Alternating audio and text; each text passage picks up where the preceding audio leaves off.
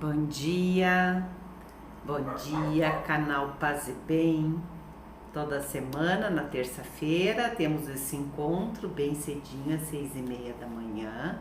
E nesse mês de fevereiro, eu estou compartilhando com vocês os últimos ensinamentos que Shakyamuni Buda deixou antes de morrer, com 80 anos. Como eu já falei outras vezes, Budas não morrem, entram na grande paz do Nirvana, é o Parinirvana.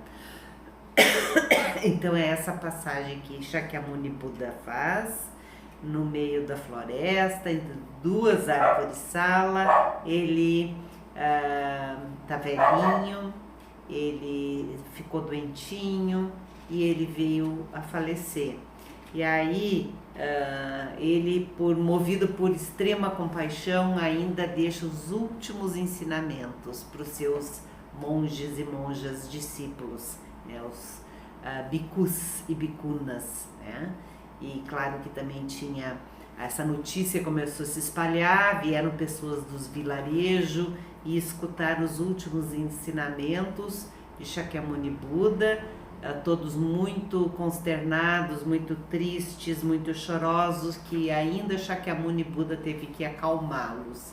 Aí então, nesse último ensinamento, ele fez uma síntese, fez um resumo, né? Ele falou sobre as virtudes, as qualidades que os monges deviam desenvolver e praticar para garantir que pudessem adentrar os portais da sabedoria e da compaixão e da mente iluminada, do Nirvana, da liberação, né? Da liberação do sofrimento da existência, né? E aí ele falou sobre a consciência, sobre a atenção plena, sobre ter poucos desejos, praticar e viver com diligência, com cuidado, com respeito, né? Como conhecer a satisfação e o contentamento, a tranquilidade, e como unificar a mente através da concentração, e aí adentrar a sabedoria. Aí eu vou ler um pouquinho sobre sabedoria, né? E que ele dizia assim: monges, se vocês tiverem sabedoria, não terão ganância. Observe-se e não permitam que a sabedoria se perca. Por meio do Dharma, os ensinamentos, né, vocês poderão se libertar. Se assim não o fizerem, não serão considerados seguidores do caminho, nem mesmo leigos serão. Em verdade, a sabedoria é um navio forte que nos leva a atravessar o oceano da velhice, doença e morte. Repito, a sabedoria é uma grande lâmpada que ilumina a escuridão da ignorância. É um remédio maravilhoso para todas as doenças. É um machado afiado que corta a árvore das paixões. Por isso, monges, por meio do ouvir, do pensar e do praticar. Ouvir, refletir e praticar. São as três sabedorias, né? Vocês devem aumentar cada vez mais a sabedoria. Se possuírem o brilho da sabedoria, poderão ver claramente com seus próprios olhos. Tal é a sabedoria. Aí ele falou também da fala inútil. Se vocês se engajarem de forma leviana em conversas inúteis, sua mente ficará confusa. Mesmo que tenham deixado sua casa, não poderão obter a libertação. Por isso, monges, vocês devem imediatamente abandonar pensamentos confusos e conversas desnecessárias. Se quiserem obter a bênção do Nirvana, vocês devem apenas extinguir o mal de falar à toa. Tal é a prática de evitar a fala inútil. Monges, de todas as atividades meritórias, vocês devem de todo o coração concentrar-se em afastar qualquer forma de indulgência pessoal, assim como vocês evitariam um ladrão. O benéfico ensinamento de grande compaixão do mais honrado agora se completou. Monges, Vocês devem se esforçar diligentemente na prática do Dharma. Tanto se viverem nas montanhas como à beira d'água, sobre uma árvore, num local remoto ou num aposento sossegado, mantenham a plena atenção nos ensinamentos que receberam e não o esqueçam. Vocês devem sempre se empenhar na prática do Dharma e do esforço correto. Se não fizerem nada e morrerem em vão, vocês só encontrarão arrependimentos futuros. Sou como um bom remédio que, reconhecendo uma doença, prescreve um bom médico, que, reconhecendo uma doença, prescreve a receita apropriada. Se o remédio é tomado ou não, já não é da responsabilidade do médico. Novamente digo, sou como um bom guia que mostra às pessoas o melhor caminho. Se elas não o seguirem, sabendo de sua existência, não é culpa do guia. Ó monges, se tiverem qualquer dúvida sobre as 4 nobres verdades, perguntem imediatamente. Não guardem dúvidas sem procurar resolvê-las. Por 3 vezes o mais honrado exortou os monges dessa forma, mas ninguém na assembleia falou, pois não haviam dúvidas.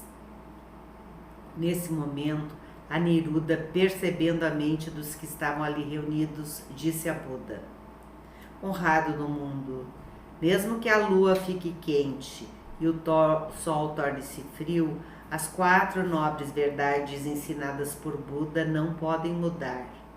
A verdade do sofrimento ensinada por Buda é do verdadeiro sofrimento que não vira felicidade. Apego é a causa verdadeira e não há outra causa. O sofrimento é destruído quando sua causa é destruída. O caminho da destruição do sofrimento é o caminho da verdade e não há outro caminho. Honrado do mundo, todos esses monges têm certezas e não têm dúvidas em relação às 4 nobres verdades. Se nessa assembleia houver alguém que ainda não completou sua compreensão, ao ver a passagem do Buda se lamentará. Aqueles que apenas agora penetraram o Dharma obterão o despertar ao ouvir as palavras do Buda, assim como na escuridão da noite um raio ilumina a estrada. Se houver alguém que já tenha completado sua compreensão e cruzado o mar do sofrimento, terá apenas esse pensamento: quão rápida é a passagem do mais honrado do mundo. Quando Aniruddha pronunciou essas palavras, todos na assembleia claramente compreenderam o significado das 4 nobres verdades. Mas o mais honrado do mundo, querendo que todos na grande assembleia se tornassem mais fortes, movido por sua infinita compaixão, ainda falou: ó monges, não se lamentem. Nosso estar junto um dia acabaria, mesmo que eu vivesse no mundo o tempo de um kalpa. Não existe encontro sem despedida. O Dharma que beneficia tanto eu como o outro se completou. Mesmo que eu vivesse mais, não haveria nada a adicionar ao Dharma. Aqueles que deveriam ser despertos, tanto nos céus como entre os seres humanos, todos foram acordados. Todos possuem as condições para obter o despertar, mesmo aqueles que não foram despertos. Se todos os meus discípulos, de geração em geração, a partir de agora, praticarem o Dharma, o corpo do Dharma do Tathagata existirá para sempre e nunca será destruído. Saibam que tudo no mundo é impermanente. O que se junta inevitavelmente se separa. Não se preocupem, pois esta é a natureza da vida. Pratiquem diligentemente com o esforço correto e procurem a libertação imediatamente. Destruam a escuridão da ignorância com a luz da sabedoria. Nada é seguro, tudo nesta vida é precário. Agora obtenho o parinirvana. É como se libertar de uma doença maléfica. Essa coisa que descartamos e que chamamos de corpo está afogado no mar do nascimento, velhice, doença e morte. Como poderia haver alguma pessoa sábia que não se alegrasse ao se desfazer dele? Ó monges, Vocês devem sempre de todo o coração procurar o caminho da libertação. Todas as coisas no mundo, tanto as que se movem como as que não se movem, são caracterizadas por instabilidade e desaparecimento. Parem agora. Não falem. O tempo passa. Atravesso. Esse é o meu ensinamento final.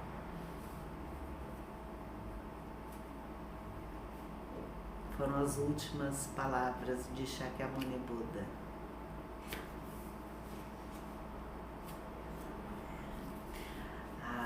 Eu pratico budismo desde 98. Eu leio esse sutra desde 98. E leio durante o mês de fevereiro todos os dias. E todas as vezes eu me emociono. É como se fosse a primeira vez.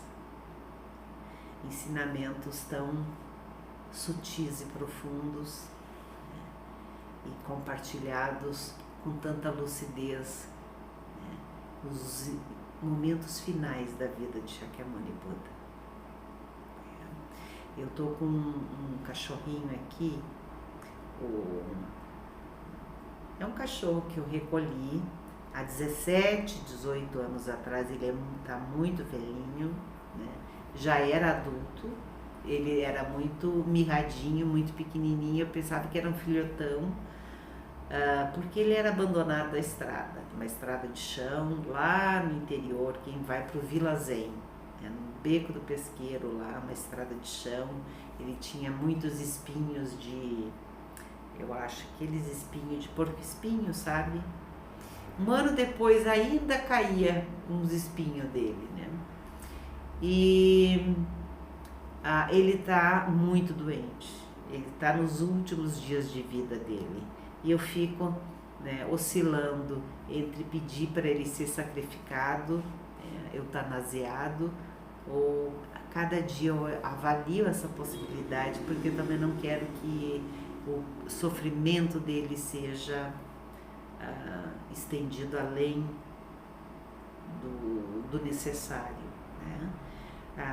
Nós, na nossa cultura, é impensável a eutanásia para um ser humano, mas a gente é comum, né, abreviar a vida dos nossos bichinhos de estimação quando eles estão em muito sofrimento. E ele está com muito sofrimento. Até um tempo atrás ele tinha ferida nas patas que criava escamas, infeccionava, daí criava casca, né? Isso foi aumentando e não cura, e ele faz uma quimioterapia, né?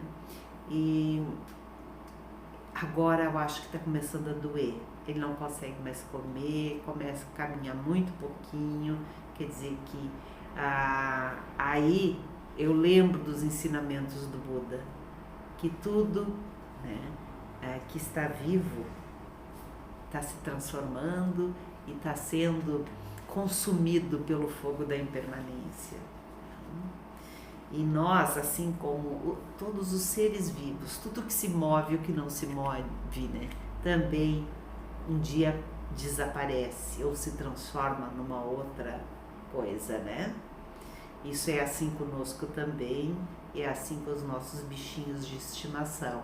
Então aqui eu tô respirando e atravessando junto com ele, né?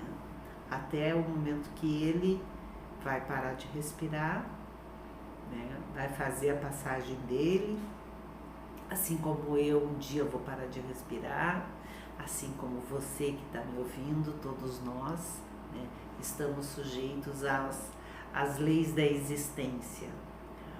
E aí a gente sofre, né? A gente não deve entender apegos por essa, tipo assim, então não vou, como o budismo afirma que apego é motivo do sofrimento, então não vou me apegar. Também não é por aí. Quando a gente fala em apego, a gente deve pensar no apego às cinco paixões que o Buda dizia, né? Que é apego aos nossos desejos de querer sempre mais, querer fama, fortuna, reconhecimento, a nossa ambição. A gente quer defender as nossas ideias, defender o que a gente pensa, o que a gente quer. A gente é apegado à nossa identidade, né? E a gente não tem clareza aonde é o limite entre apego e desapego. Então, esse é um tema que a gente vai abordar num outro momento, né? Eu sou apegada assim ao meu cachorrinho, mas mesmo apegada não tenho nada que eu possa fazer, é só soltar, deixar ir, né? E apego no sentido do meu amor por ele, né? Mas que esse amor não seja vivido com apegos de aprisionar, de querer para si, né? De não aceitar, né? E isso às vezes a gente reage quando os nossos afetos, nossos filhos estão sofrendo, a gente não aceita, né? E até onde é possível a gente reagir, fazer alguma coisa para que haja alguma transformação para melhor, e quando a gente tem que se render, respeitar, respirar, seguir junto, acolher e se despedir. Assim nos despedimos hoje também. Até o próximo encontro.